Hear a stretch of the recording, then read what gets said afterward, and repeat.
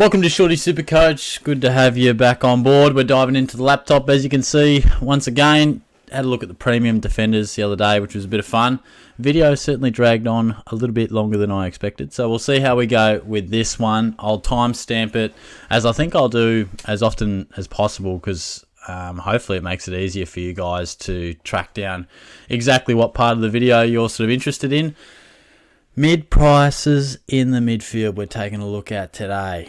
Proceed with caution. I tell you what, this is a rule that I attempt to abide by every year. Keep them away from your midfield, but they're bloody fun to talk about. This time, you know, it's not even February yet. We can get away with it. We can have a bit of fun. You can land an absolute gem in the midfield, but I prefer to take these mid-price punts in the back line and the forward line, although I've broken a number of my rules over the last couple of years, which has turned into a disaster. So, just wanted to take a look at it, see where this video takes us. Appreciate having you guys on board. We're really building into a nice little pre-season here, which is good. And yeah, looking forward to getting stuck into it again. If you got any video requests or questions, feel free to chuck them through and get around the Facebook pages as well. Serious Supercoaches and AFL Supercoach 360. So if you're listening to me there, if you're listening to me on the YouTube channel, it's good to have you. Now, if you're new to SuperCoach, look, the mid-pricer, you're probably wondering, why the hell are we picking a mid-pricer, Shorty? You know, what am I trying to get out of this? You know, I've read everything and they've told me to just pick guns and rookies. What's going on?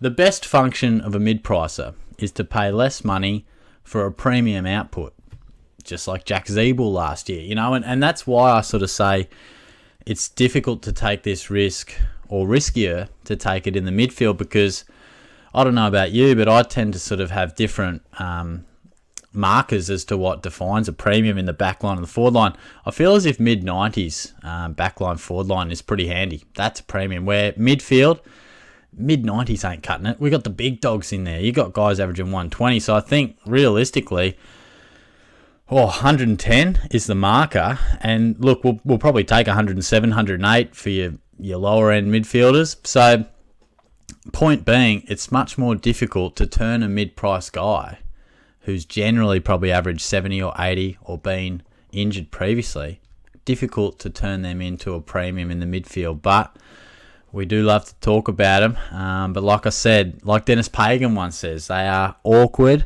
And Dennis Pagan, like dancing with his sister. That's how awkward it is. Bit harsh on Dennis's sister, but nonetheless, it is awkward. Now, while we're talking to dancing, I thought we can't all be super serious all the time talking numbers and SuperCoach.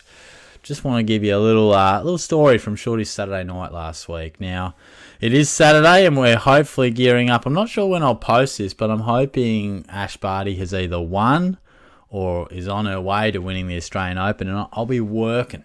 That goes against everything Shorty stands for on a Saturday night. Absolutely kills me. Work is the last place I want to spend my Saturday night. But backtrack a week. It was Hottest 100. And I like to give you guys the occasional story in between SuperCoach chat. And I'll give you a little funny experience last week. So we're at the Inn. I'm a Geelong boy, you may well know the Inn. Pretty popular place, you know, they don't mind a bit of a car park party. Good little event. So, Hottest 100, me and the fellas waddle along there, get there around 4 o'clock, whatever. We're relatively tanked already, but get in, no dramas, we're having a good time. It's probably 6 o'clock, sun's still up, you know, we're flying. It's, you know, Shorty's having a good time. And it's a good little session at the back, and, you know, a real sort of kind of festival vibe. You know, you got daylight vibes and everything, and just dancing around, and this chick's like, "Oh, can you put me on your shoulders?" I was like, "Oh, yeah, hello, how you going? Shorty SuperCoach, welcome to my..." And I was like, "Oh, sure." But in my head, I'm thinking, Jesus, I haven't done this that much. Not a big festival guy, if I'm honest. And the old putting someone on the shoulders isn't something Shorty's dabbled in all too often. So I've squatted down, and I'm thinking, shit, where am I locking her legs into? What the hell's going on? And if you can just get visual with me and picture this, so I'm in the squatted position. She's sort of, you know, put her legs on my shoulder, and I'm thinking, I don't have full confidence in this. And the boys are watching. They're like, Shorty does not have this covered. Now, here's the series of events. I've gone to explode into the standing position to have a perfectly enjoying the festival vibes on top of my shoulders. Meanwhile, she hasn't fully locked in the right leg. So this has played out with me. Bang! Up. And she has been catapulted a good half a metre in front of me. And I'm, oh. You right? You good down there? Not my best moment. She hit the deck relatively hard. At first I was like, oh, Jesus, whoa. And then I was like, shit, is she unconscious? Nah, she was fine, though. She was fine. But it was, and then, we re-established it, and we actually, she went on the shoulders fine, got told off by security. That's how it goes. But probably suffering delayed onset of concussion from old Shorty. So it's probably not something I'll dabble in. But, it ties in well. I don't normally pick good mid-prices, and she picked the wrong guy to go on his shoulders. So fair to say I didn't see too much of her for the rest of the night, but it was a good day nonetheless. So let's get stuck into some mid-prices. I will jump into my screen, into the team stuff right now. Now, here we go, midfield time. I guess what is a mid-pricer? I suppose, probably anywhere from 200k to probably 450. Had a rough kind of look at it, so we'll just scroll our way down and look. I had a brief look the other day. I don't have a set amount of people I want to discuss, but like I said, it'll be timestamped, but I'll also select the guys that really pique my interest, think are potentially good options. But look, like I said, proceed with caution, because it really is a risky game, picking mid-prices. In general, if you're new to the game, you really don't want to have more than 2 or 3, and look, this year, after the way last year went, I'm really going to just try to ignore and particularly go with your guns and rookies, and maybe just some guys in the 200s that, obviously, the cheaper they are, the less, the less risk there is, because you're not outlaying as much coin. So let's just go through. The percentages are up of ownership now, which weren't up last time. That always helps to give a bit of an indication, but Adam Cerra, he's a bit top end for mine. I reckon he'll have a good impact at the Blues, but a little bit of interest because he's a bit buzz style, but I don't think he's a guy. Matt Crouch, real interesting guy to have a look at. He's in 4% of teams, and look, I'd track his pre-season. I would. He's a proven scorer. We saw him average 110, I think, last time he went around the traps, but the body has been very disappointing, as the Crouch brothers have well known. I mean, Matt was the durable one for a while, but it has not been the case of late. So, yeah, really solid, 110 bookends, 4 years of triple figures. So, look, he did miss last year. He's a bit top end in price for me. Like I said, I mean, the closer they are to 450, 500k, the way more you got to lose, because I guess if they don't turn into a premium, ideally a mid-pricer can just make you some good amount of coin as well, which can prove as a bit of a stepping stone towards a premium. You might be like, geez, I can't fit all these 650k guys in, but if I go a little mid-price dude, he goes up 100, 200k, the other fellas, let's cross our fingers, should drop a touch, and then all of a sudden that exchange is a bit more affordable. So there are a couple of functions to the mid-pricer, but of course there's a bit more to lose the more expensive they are. Not as much wriggle room in terms of the price. You're really hoping that Matt Crouch, you just keep him all year at that price, and I don't really think the reward outweighs the risk there. But he's a ball magnet, and I'll be very interested to see how the Crows midfield in general sort of looks as we go towards 2022. Big fan of Willem Drew. I wouldn't select him in Classic at all, but definitely keep him in mind for Classic. Bailey Smith, I thought, might have had a bit more interest, but again, I just think he'll have his day. He'll definitely be a gun premium at some point in our SuperCoach lives, but might need a couple of those other big dogs to just move aside in a few years' time for him to take the mantle, but I think he'll average more than 87. But again, that ownership sort of reflects that he's not really in the conversation. I think we can skip by a couple of these guys. Keep Andy McGrath in mind. I reckon he he's going to do a hell of a lot better than your 85. I think he'll average at least 100. Good little draft option.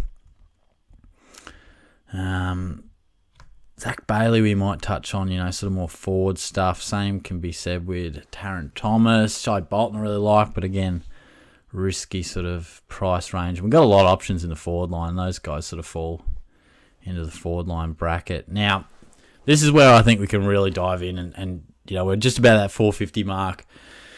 And we're an old favourite of mine, Patrick Cripps. Burnt the utter shit out of me last year. Just destroyed me.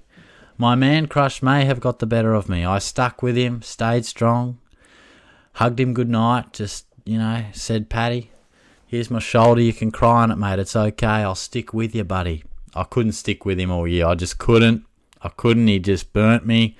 Let's have a look at his year. It was so far from a Paddy Cripps that we are aware of, and I just don't think I can do it again. I think Cripps falls into the cat. I 100% believe he'll bounce back. I definitely think he'll bounce back, but it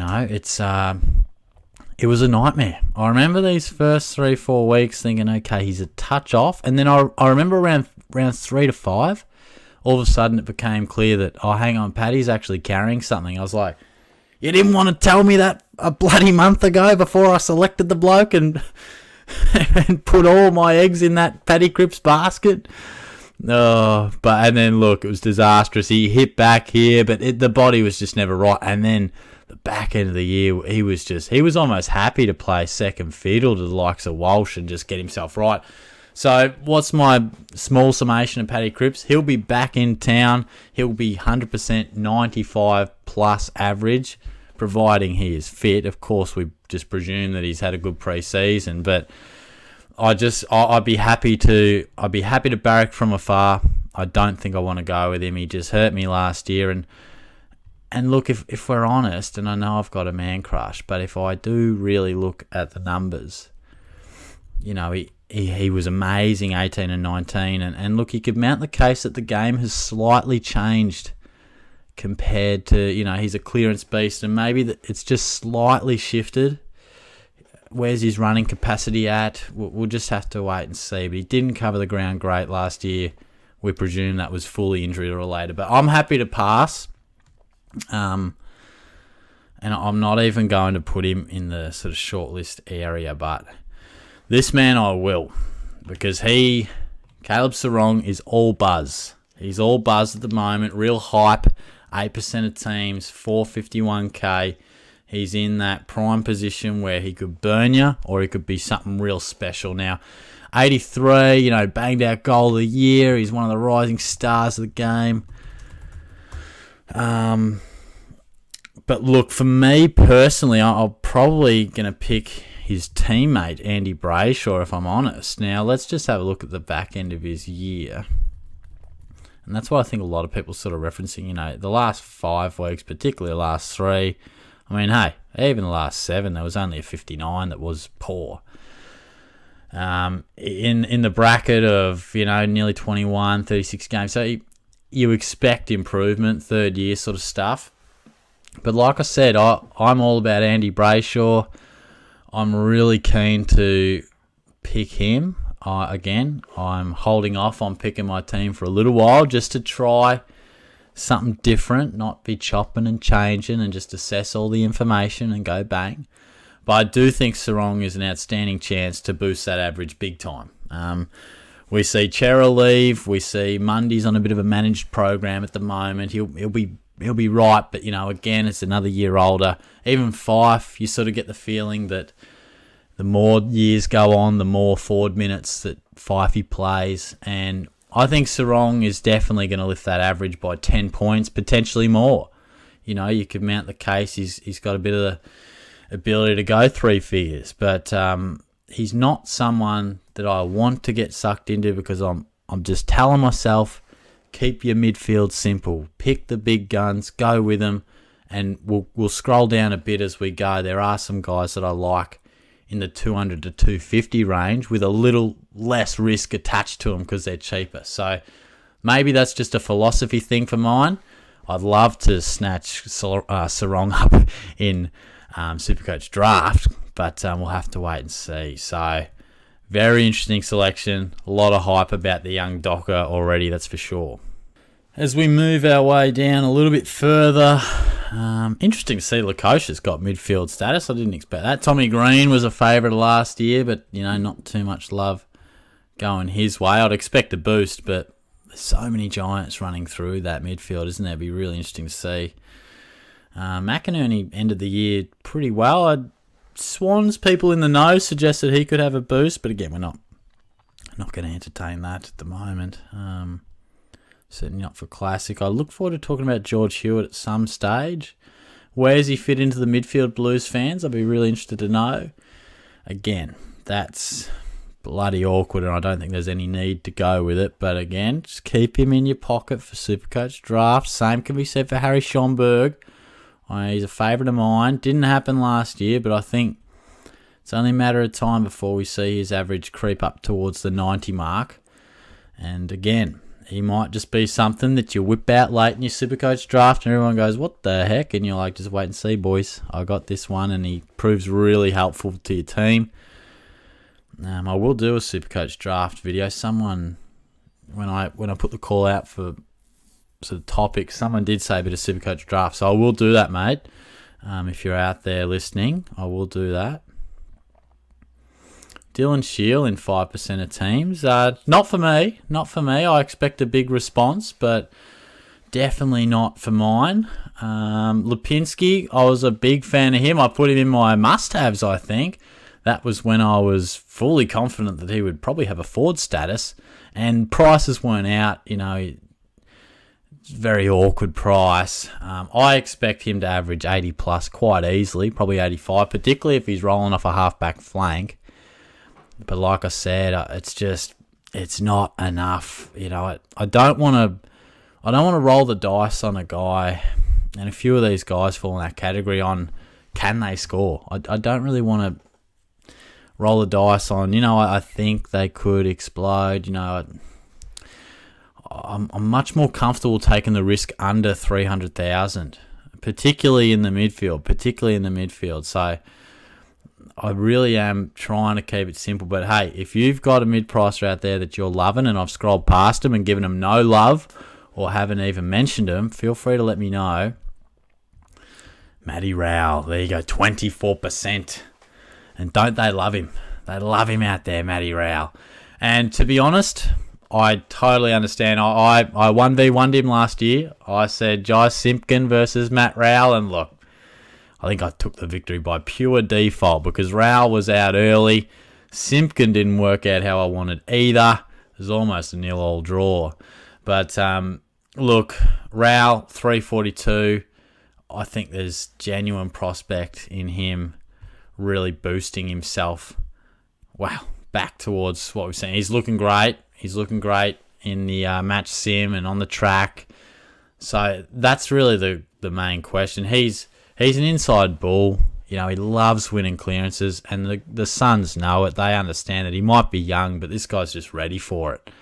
So him and Miller could just wax together. Anderson go nuts, So such a good player potentially, but we just need him to get out there. After that roaring start to his career, he's just copped injuries. So I guess the real question is, and like I sort of referenced with Lipinski and all that, I don't want to be wondering about their scoring. Well, I'm not wondering about Rowell's scoring. It's more of a wonder of how's that body going to hold up. So I look forward to seeing how it's going. Again, I'd be shocked if I ran with him just off my midfield thoughts and how I want to structure my team. But I totally understand if you're that way inclined, because that average of 63 is never going to happen again in his career. So he's definitely on the up. And Jordan Clark.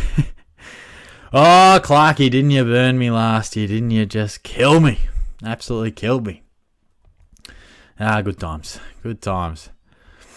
Quinton Narkle. 0% of teams, but he falls in the category of just keep him on your draft watch list. I definitely expect him to average a hell of a lot more than 60.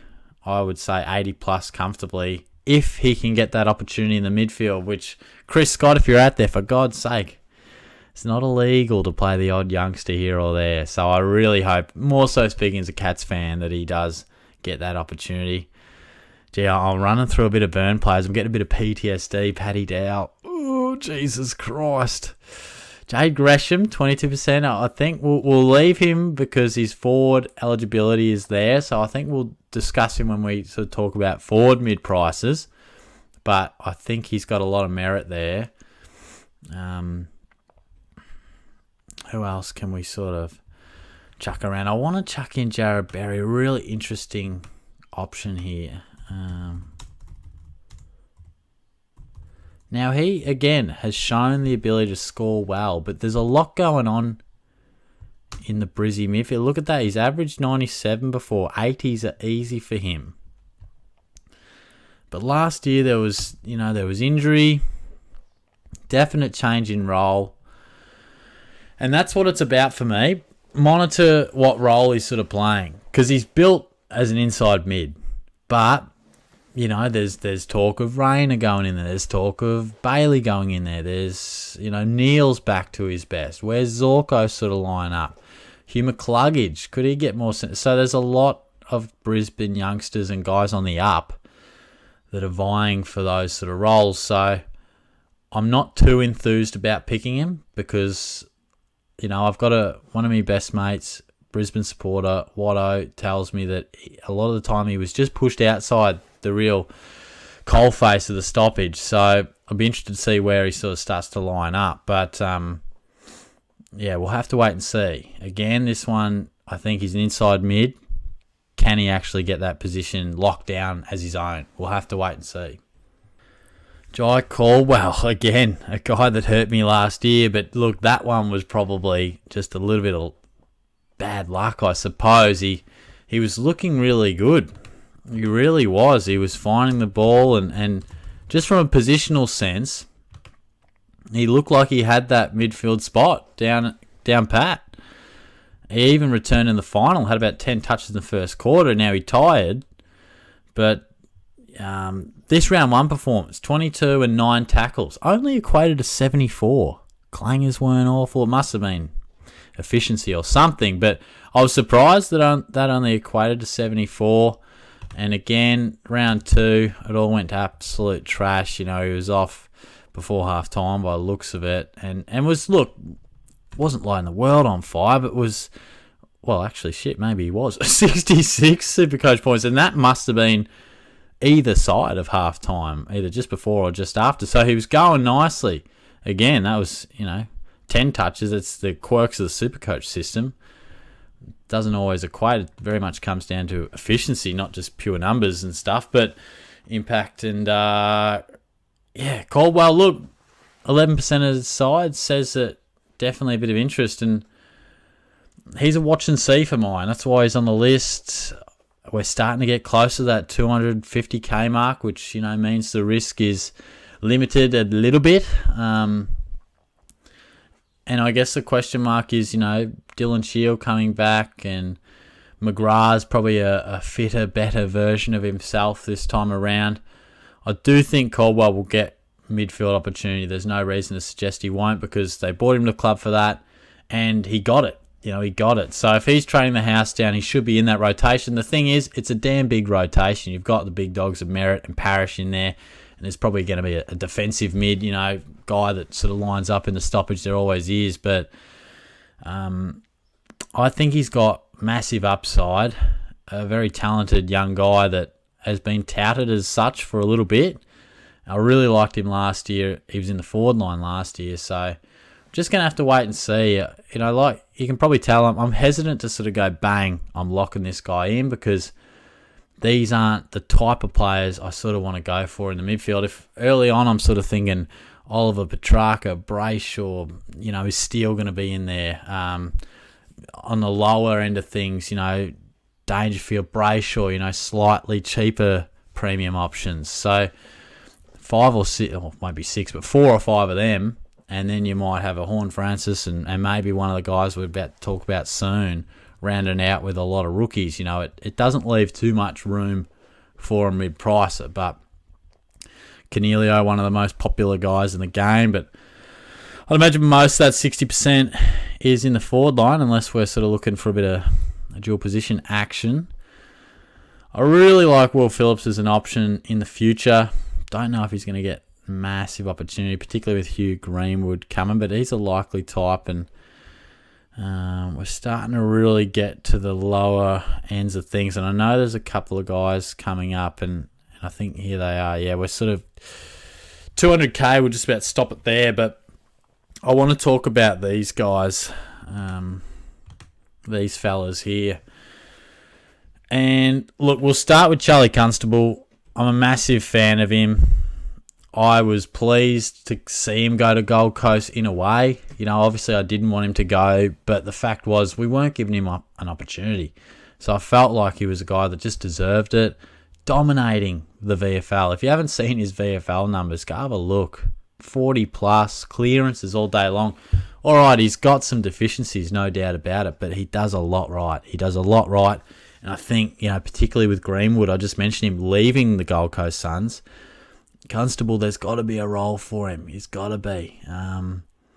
Monitor that real closely, because the thing is, he's even shown the ability to score at AFL level. You know, he came in and scored quite nicely as a young cat. You know, and that was when he was looking really good as a cash cow, and he just found himself in and out of the side. It was bizarre the way the Cats sort of treated him. It must all the way back to 2019. You can see there the lack of opportunity that the Cats gave him. But, you know, he had the 27. You know, your second game, you go rack up 31 and a goal. 99. How good is this for cash cow stuff? And then can't remember if it was injury or getting dropped, but there was a mixture, and he just found it hard to get any love at the Cattery. So watch it closely. I really think if he can get opportunity, I think he's an absolute lock for 75 plus. Easy, you know. He's a guy that's crying out for someone to give him some love, some opportunity. So if he can get that, you just never know. And Will Brodie, I probably have less confidence in, and it's interesting because he's a similar type of, you know, big-bodied mid to Constable who just exited the Suns. So, you know, I talk about Charlie potentially getting a chance. Maybe he won't. You know, maybe he won't because Brodie potentially had the same difficulties, and Rowell sort of comes back in the team. So we've really got to wait and see how Gold Coast sort of structure up their midfield. But Brodie, you know, is getting a little bit of interest there on the ownership, and rightfully so at this stage of the year. It's fair enough. Much like the Suns, we'll have to see how they line up. But, you know, I think the Dockers will be pushing for the 8. The Suns will still be bottom half of the ladder, I feel, which normally bodes itself to some more opportunity to players. And look, I've already referenced the Dockers a bit, but you got Fife, Mundy, Brayshaw, Serong. There'll be others that I haven't mentioned. They are building a pretty good young midfield. So I wonder if Brodie can work himself into that. Be very interesting to see. It's a long way out from round 1, 46 days. A lot can happen with guys training the house down, other guys getting better opportunity because of the way they train or because of someone else's injury. So I'm looking forward to seeing it. But yeah, they're probably six or so guys. I didn't click every one of them, obviously, but there are a few guys in there to whet the appetite. So let me know, how many do you want to start? Do you want to start any? Have you got a couple in your team already?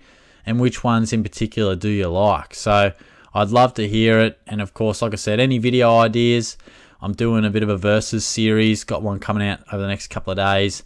So if you got a couple of guys that you're like, oh, I can't split them or whatever, let me know and I'll match them up and have a bit of a discussion about it. But yeah, I start work in an hour and a half, so I better duck off to Aldi and get myself a couple of lemon and herb chicken breast fillets, chuck them on the fry pan. And yeah, should be nice. Well, working Saturday night, missing Ash Barty won't be nice, but I'll have the radio on and we'll be listening in. So hopefully Ash has won by now. I think it'll be actually a tougher encounter than some might expect. She's pushed her. Collins has pushed Brodie over the last few times, but how good is Brodie playing? So if you're a tennis fan, I hope you're watching on. If not, look, we'll be talking footy and SuperCoach pretty soon, I'm sure. So thanks again for tuning in, guys. If you stuck all the way through to here, you're an absolute legend. I'll talk to you soon. Cheers.